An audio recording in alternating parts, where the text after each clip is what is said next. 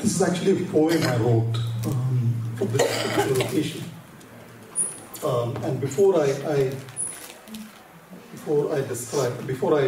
present my poem, I'd like to describe the poem. And when somebody who writes describes what they write, they do it with a certain amount of risk.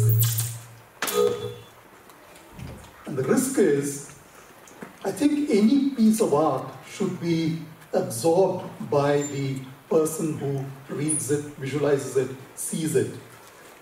And then there's something about themselves that comes into that interaction. So when the writer talks about what they're writing, they sort of limit the vision of the reader. And that's the risk I'm going to take. There's a reason for that.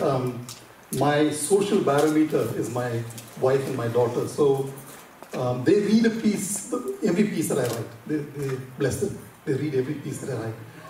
And they said, this particular poem, it's best that you explain it before you present it.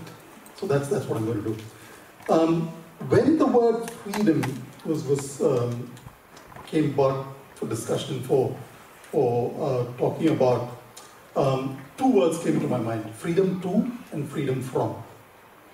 So in this poem, I've drawn out a series of contexts in which freedom can occur. And these contexts are connected. The reason to do that is, I think the word freedom itself is not free. No word is actually free. If you take the word that Shashi Tharoor used, which is floxinosi nihilipilification, that word itself is not free, because to understand it, you have to look it up in the dictionary. You look it up in the dictionary, and the best way to understand that word is to read it in a sentence. So when you read it in a sentence, that word stands in relation to other words in that sentence. And then that makes sense to us. So in a sense, if you use the word freedom, it itself is not free.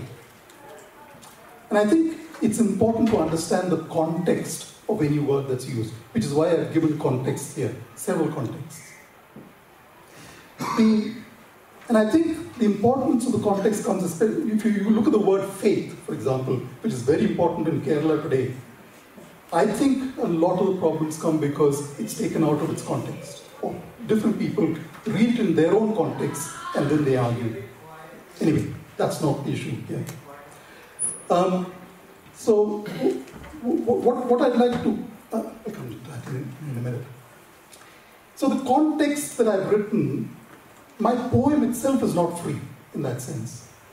So the context starts with a godman, and then moves on to his disciple, and then moves on to the disciple's wife, and then to the disciple's wife's daughter, the daughter's friend, the friend's pet, a turtle, which is being hunted by an eagle, and the turtle itself is standing under a tree on which leaves are falling, where there are people standing who are actually warriors, and then it moves on to people who are tired of the war, and so on. So my poem is actually, I'd like you to see it as a linear narrative. A narrative which is connected, and hence it's not free. The poem is not free. No contexts are free. But you can be free within the context. I think that's what I'd like to convey. The last bit I'd like to say before I present my poem is that for me, it was a very difficult poem to write.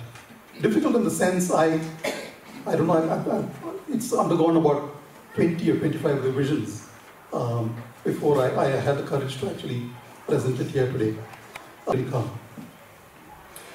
What is freedom? Asked the godman. Freedom to? Freedom from? A web is spun, a net of words, snaring minds.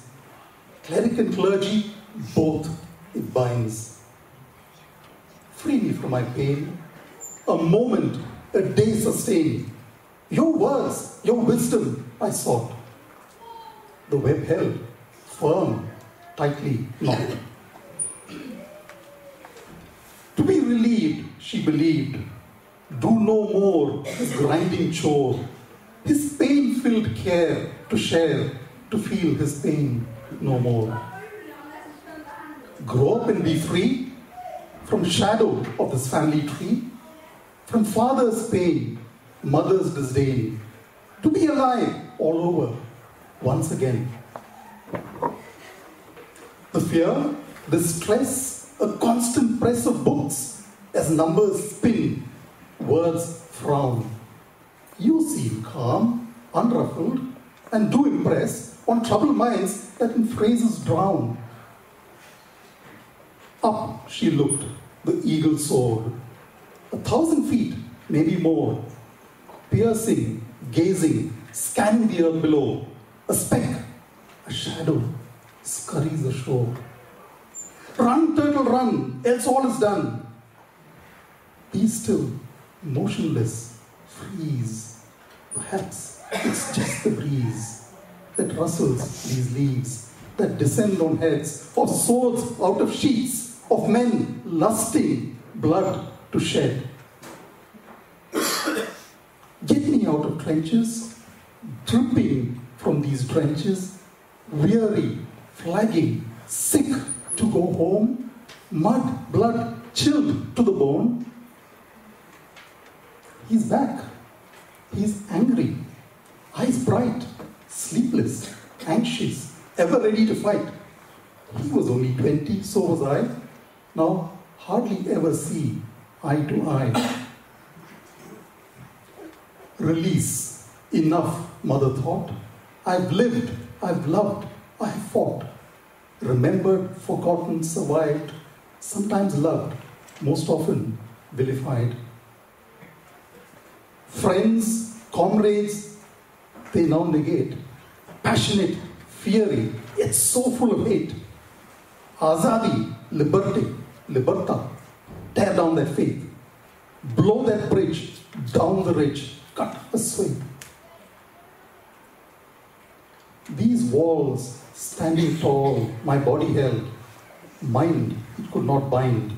Thoughts fly, grow, climb and find a book, a voice of similar kind. In captive mind, thoughts repeat. Endless, vacuous ideas expound. Prose or poetry unprofound, empty words, empty verse, and empty sound. Let the gods stay with me. From religion set me free. Let me keep my history. From its thrall set me free. Let my past not confine. From its bondage release me. To be free is to fear. With that fear shall I fly, and clearly see with the eye, unfettered, not hindered by the eye, not hampered, unclouded by the eye.